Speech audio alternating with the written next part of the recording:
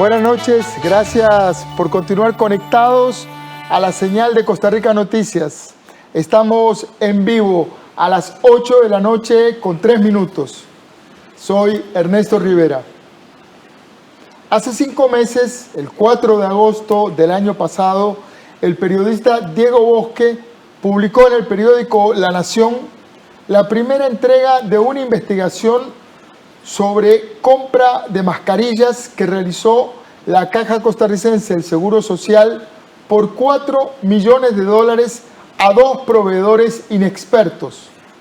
A partir de ahí, continuó una investigación periodística que aún no termina y siguieron además otras 2 investigaciones más, una interna de la Caja y otra judicial en la Fiscalía Anticorrupción.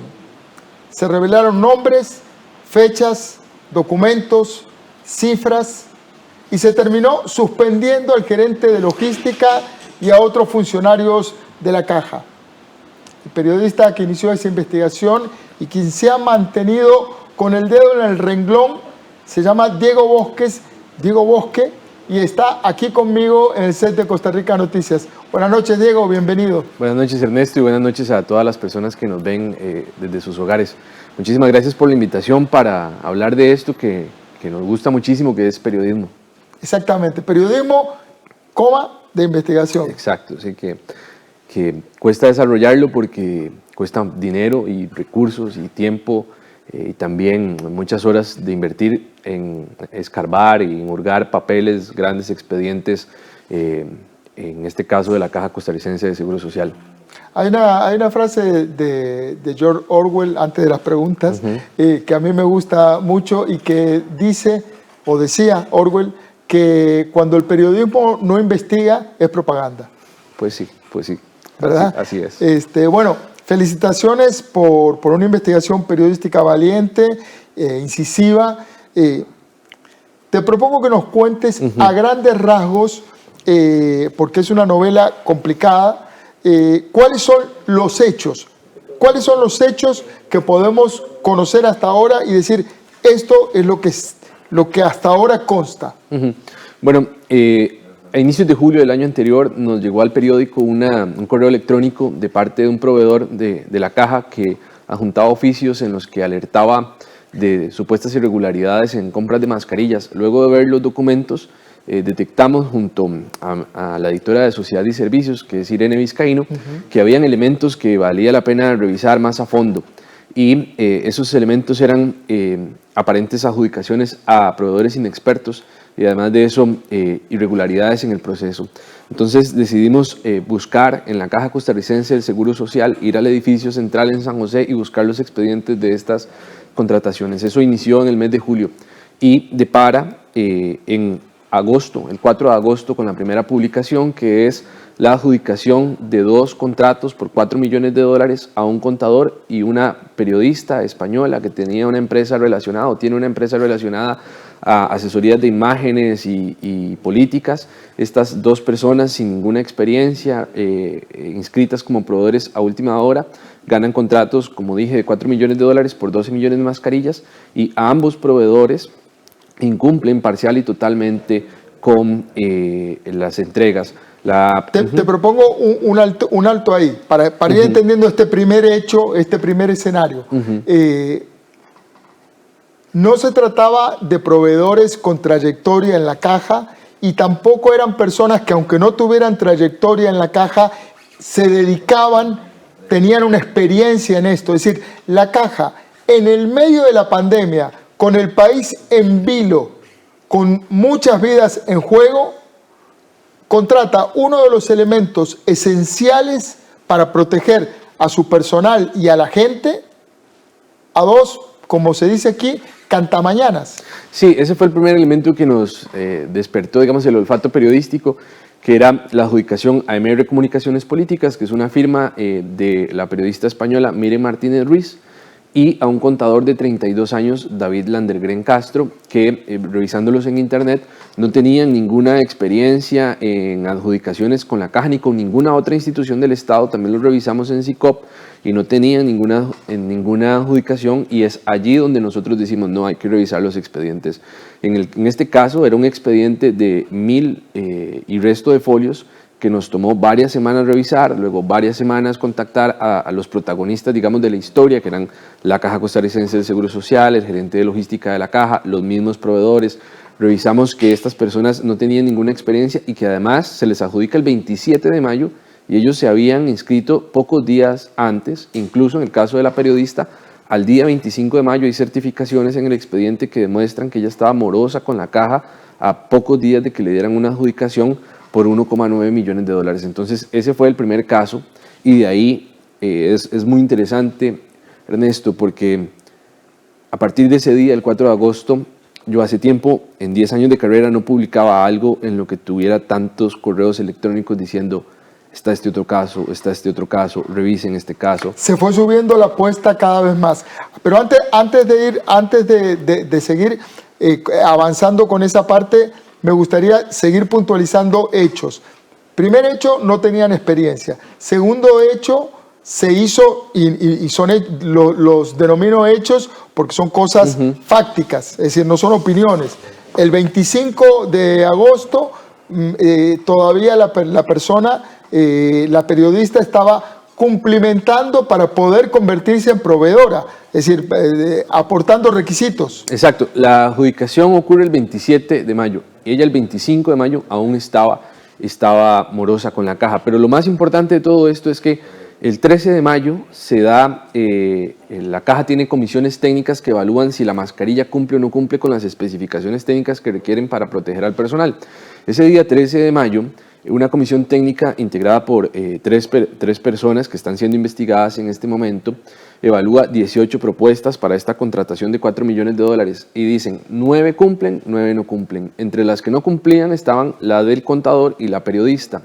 Sin embargo, el 18 de mayo, a última hora, de acuerdo con personas que han ido a la Comisión de Ingreso Público, 3 funcionarias de la Caja, que son Laura Díaz, Joana Quiroz y Liliana Barca, han ido a la comisión a testificar que recibieron presiones de parte de Hans Vindas, que es un asesor de la Gerencia de Logística, para que el día 18 de mayo hubiera una nueva evaluación y se integraran las ofertas de estas personas, Miren Martínez Ruiz y David Landergren Castro, que finalmente resultan siendo adjudicadas. Entonces es una historia de un cambio de criterio y de presiones para poder favorecer a 2 contratistas inexpertos. Ese es otro hecho súper importante, porque uno dice, en una compra como esta, se entiende la premura, había que correr, eso está clarísimo, había que correr, nadie discute la presión que todo el mundo, no el país, todo el mundo tenía encima, y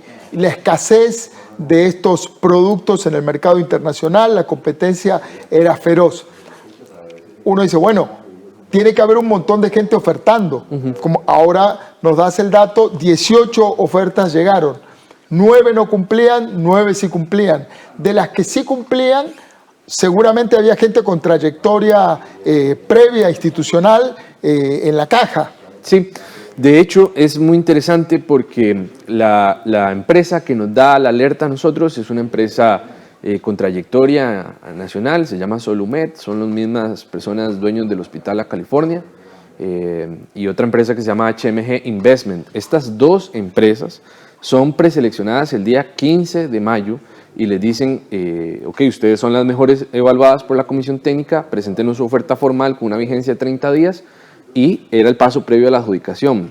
Pero inexplicablemente el 18 de mayo, este funcionario, de acuerdo a la documentación que hemos revisado y a los testimonios de las personas que han ido a la Comisión de Ingreso y Gasto Público, Hans Vindas Céspedes, pide que evalúen de nuevo estas ofertas del contador y la periodista, y finalmente son reevaluadas, ahora sí aprobadas y finalmente adjudicadas el 27 de mayo. No cumple, revíselo de nuevo, mire, ahora sí cumple. Sí, y algo muy importante es que además de la inexperiencia, en el caso de la periodista que le encargaron 5 millones de mascarillas, nunca entregó ni una, es decir, a la fecha no entregó ni una. Luego la caja, después de la publicación y con presión, inicia la resolución del contrato de ella. Y en el caso del contador, él tenía que entregar 2,1 millones de mascarillas 15 días después de la adjudicación y no lo hizo. Y luego tenía que completar los 7 millones de mascarillas que eran encargados a más tardar un mes después de la orden de compra. Y eso no ocurrió así, tardó varios meses en poder cumplir. Ahora, 7 días después de tu primera publicación, el 11 de agosto concretamente, el presidente ejecutivo de la Caja, Román Macaya, hizo una declaración en la conferencia diaria que tenía y llamó la atención sobre posibles debilidades de la publicación, la atacó con fuerza. ¿Cómo sentís vos? Más allá, en el momento supongo que te habrá caído como un balde de agua fría porque está la credibilidad de uno en medio, pero superada la situación, ¿cómo sentís que ha sido la actitud de la Caja? ¿Estuvo abierta a oír críticas y a seguir las pistas de lo que evidentemente mostraba que algo estaba mal? ¿O se cerró filas y dijo, aquí no ha pasado nada? No, yo creo que esto es una opinión mía como periodista que ha cubierto esta historia. Creo que la Caja Costarricense de Seguro Social ha tenido que abrirse a investigar este caso. ¿Por qué lo digo? Porque el 4 de agosto que hicimos la publicación, don Román, ese mismo día, don Román Macaya, el presidente ejecutivo de la Caja, participa en una conferencia de prensa en la que se sienta al lado del gerente de logística, que está hoy suspendido y muy cuestionado por estas compras. Él se sienta al lado en una conferencia de prensa y defienden el procedimiento. Luego, días después, el mismo don Román y la Junta Directiva tienen que tomar la decisión de instruir una investigación y la gerencia general lo suspende. Además de eso, han iniciado procedimientos de investigación de la auditoría interna y han remitido casos a la Fiscalía. En total hay 2 casos que están siendo investigados por presuntos delitos de tráfico de influencia y perjuicio de la hacienda pública. Pero en definitiva, yo diría que el foco que pusimos sobre este caso y que luego fue replicado por otros medios de comunicación ha obligado a la institución a tomar medidas al respecto. Hay 3 funcionarios suspendidos, pero el grupo de todos los funcionarios que están siendo investigados alcanza a 9, 10 personas aproximadamente. Ahora, en el universo de las grandes compras estatales, el diablo está en los detalles. ¿Cuáles te parece que son los detalles que señalan que en estas compras tan vitales había algo que no estaba bien? Ya nos diste falta de experiencia, premura, discrecionalidad. Yo creo que el principal detalle que hay acá es la falta de transparencia de parte de la Caja Costarricense de Seguro Social en sus compras, y este es un problema histórico porque la mayoría de instituciones, por no decir todas, tramitan sus compras a través del Sistema Integrado de Compras Públicas, SICOP, y ahí usted puede ingresar, cualquier ciudadano puede ingresar y puede ver cómo se tramita. La Caja no estaba así hasta el año pasado. De hecho, las investigaciones que publicamos nosotros obligaron a la Junta Directiva a tomar acuerdos para acelerar el proceso de integrar la Caja a SICOP, y hoy día la Caja está empezando a hacer sus primeros procedimientos de compra a través de SICOP. Pero el primer detalle que yo diría es la falta de transparencia, eso que se tramiten los procedimientos de compras de correo, en correo electrónico de un funcionario a otro, sin que exista esa garantía de poder fiscalizar de parte de la prensa o de parte de cualquier ciudadano estos procedimientos de compra. Por ejemplo, para revisar un expediente de la Caja de Contratación, si un ciudadano quisiera hacerlo hoy, tendría que ir hasta el edificio central, subir hasta el 11º piso y pedir que le presten el expediente, que solo lo prestan entre 8 de la mañana y 12 del mediodía. Entonces uno dice, en 2021 ya los procedimientos de compra no deberían ser así. La gente debería tener el derecho o debería tener la potestad de revisarlos desde su computadora en su casa, no tener que ir hasta un edificio público a pedir un expediente para poderlo revisar. En plena pandemia, además. En plena pandemia, además. Que eso fue lo que nos tocó a nosotros, ir hasta el edificio, pedir el expediente de 8 a 12 mediodía, revisarlo impreso ahí. Es poca la transparencia que hay en la Caja, y como le digo, hasta el año anterior ninguna compra de la caja se tramitaba a través de SICOP. Es importantísimo porque a veces se pierde de vista el impacto que tiene la prensa en hacer avanzar cosas fundamentales en un país como es la rendición de cuentas. Este reportaje de ustedes, tuyo, en el periódico, provocó que la caja tuviera que entrar a SICOP, que no es un dato menor. Sí, además de eso, además de este caso, el contador y la periodista, en las últimas semanas nosotros hemos seguido el pulso a esto y el diario incluyó a Natasha Cambronero, que es una periodista de mucha trayectoria en esta investigación, y también en total hemos revelado 6 casos que son la adjudicación al contador y la periodista, a una empresa chatarrera ubicada en San Sebastián, que también se inscribió días antes de la adjudicación y también incumplió, a una empresa... ¿También la chatarrera también era por mascarillas? Sí, la chatarrera era por mascarillas, 88 millones de colones, 316,000 mascarillas. La empresa de jardinería igual, es una empresa de jardinería ubicada en Belén, Interconsultoría de Negocios, IBT, que ellos ganaron una contratación por 2,8 millones de mascarillas, 1,1 millones de dólares, y ellos son la empresa que entrega 700,000 mascarillas no médicas, que luego la caja distribuye y que los mismos funcionarios alertan de que, esto dice no médico en la caja, ¿qué es lo que pasa? Esa es la empresa Un caso que tomó notoriedad porque además había dudas sobre si servían para proteger o no. El sindicato de enfermería estuvo muy activo denunciando el tema. Exacto, sí. Ellos con toda razón se preocuparon porque es un elemento muy importante para la protección de los trabajadores. Yo creo que lo más... Me dijiste 6, repasémoslo, perdón porque yo te interrumpí. El caso de la periodista, el caso de la chatarrera, una jardinería. El caso del contador.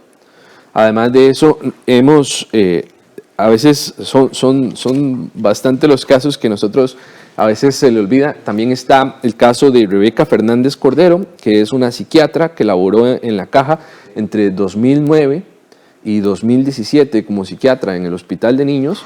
A ella le adjudicaron aproximadamente $400,000 por varios cientos de miles de mascarillas. Y además de eso, el sexto caso que publicamos está también relacionado con esta periodista española, Miren Martínez Ruiz, quien le vendió a la caja 570,000 respiradores. El día 7 de mayo del 2020 se le pagaron por adelantado ese 1,3 millones de dólares.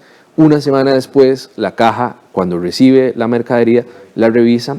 Estos respiradores KN95, para explicárselos a la gente, son como estas mascarillas, pero que son más redondas, no es la mascarilla tradicional que vemos en la mayoría. A ella la caja le encarga 570,000 respiradores por 1,3 millones de dólares, y contrario a todos los procedimientos, a todos los reglamentos, a toda la normativa, le pagan ese 1,3 millones de dólares una semana antes de recibir la mercadería y de revisarla. ¿Y cuál es el problema de esto? Que esos 570,000 respiradores están ahí embodegados en la caja en San Francisco, no se han podido utilizar.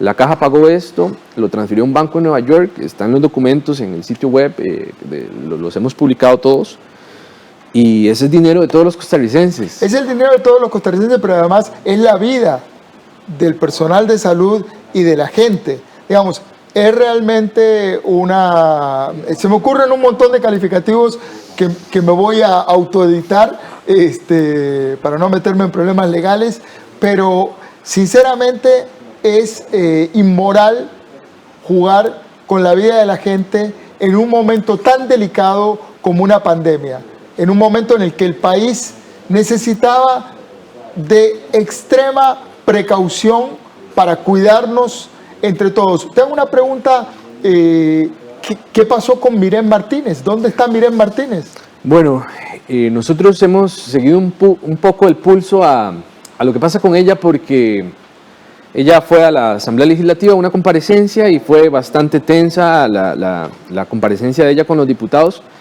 Ella tiene abiertos un proceso de resolución contractual en la caja que puede terminar en 2 cosas. Uno, que la inhabiliten para seguir siendo proveedora de la caja. Sí, que de por sí no era y que ya cobró $1.300.000. Y lo otro es que ella además de eso, le cobren sanciones económicas la caja, esto en la parte administrativa. Le cobren sanciones, pero ¿tiene patrimonio para responder? Eso, ¿Tiene una garantía? O sea, porque si es una española que vive en España... No, ella reside en el país, de acuerdo a lo que hemos visto en migración, entró al país, ha estado en el país desde 2012. Esta empresa de MR Comunicaciones Políticas es una empresa que no tiene oficinas, es decir, no tiene oficinas. ¿Sabe cómo se conocen esas empresas? Como empresas de papel. Exacto, sí.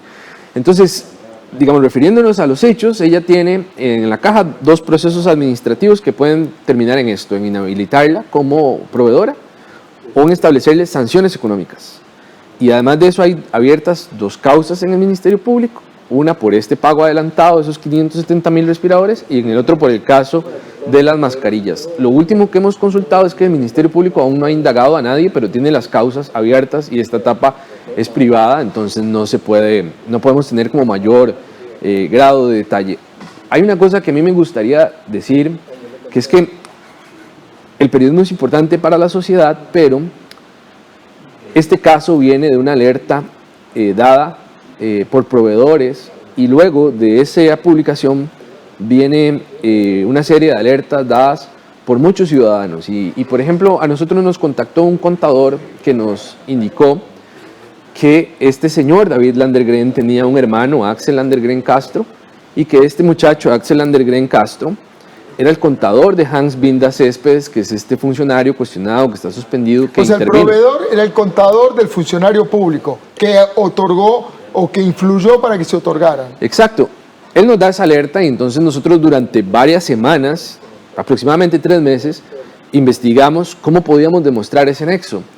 Y ese nexo quedó demostrado de acuerdo a certificaciones entregadas por el Ministerio de Hacienda, donde nos demuestra que nos dan 2 certificaciones donde dice que Inversiones Binro S.A., que es una sociedad presidida por este señor Hans Binda Céspedes, asesor de la gerencia de logística, tiene una sociedad en la que él posee un gimnasio y que las declaraciones de renta de esa sociedad fueron presentadas en 2018 y 2019 por Axel Landergren Castro, el hermano del contador que recibe un contrato por $2,1 millones. El nexo es, digamos, muy claro. Entonces, es lo que yo digo, la falta de transparencia. Quizá algunos funcionarios que tramitan este tipo de compras, si saben que están fiscalizados o que cualquiera los puede fiscalizar a través de SICOP, se piensen más al hacer este tipo de cosas o al tratar de ayudar o meter por la ventana ofertas. En realidad no es que piensen más, en realidad es que no lo hagan. Exacto. Que no sean corruptos. Pero esas cosas lamentablemente pasan.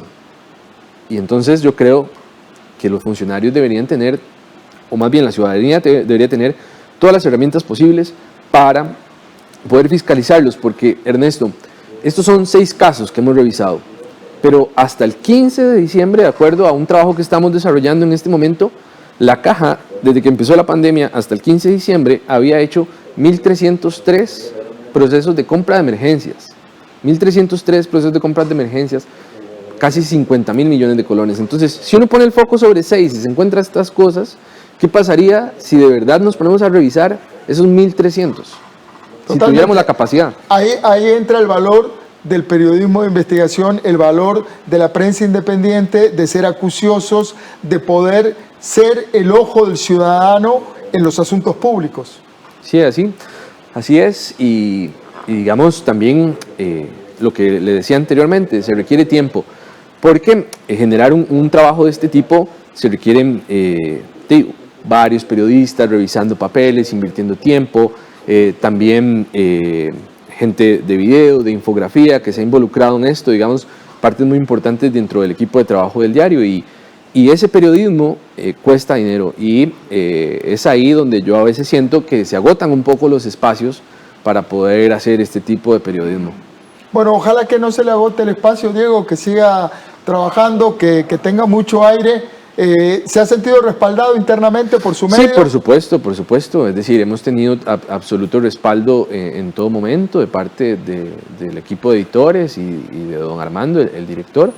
Ellos nos han respaldado, digamos, cuando salieron estos cuestionamientos de parte de don Román sobre el fundamento o el sustento de la investigación. y adicional a eso nos han dado recursos para trabajar en términos sobre todo de tiempo, darnos el tiempo para investigar, para revisar papeles, para ir a consultar a las fuentes. Eso creo que es lo más valioso. Eso que decís, Diego, y con eso cerramos porque se nos acabó el tiempo. Tengo un señor acá en el audífono diciéndome que ya lo que necesita el periodismo, básicamente, para hacer bien su trabajo, es tiempo. Tiempo y también conocimiento de saber un poco cómo funciona el aparato estatal. Creo que eso es muy importante, sobre todo para las nuevas generaciones de periodistas. Tienen la obligación de conocer un poco cómo funciona el sistema. Por ejemplo, en esto hemos tenido que aprender de contratación administrativa y eso es como importante. Muchísimas gracias. Diego Bosque, periodista de investigación del periódico La Nación. Gracias por tu tiempo, muchas Diego, gracias a por usted, tu trabajo. Ernesto. Muchas gracias. Buenas noches. Gracias también a ustedes por estar ahí.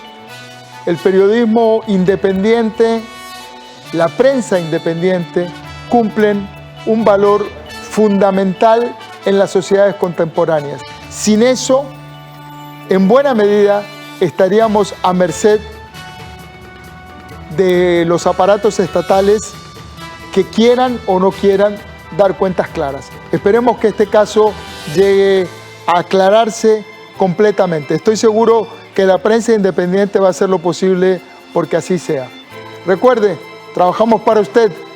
Somos la televisión pública de Costa Rica.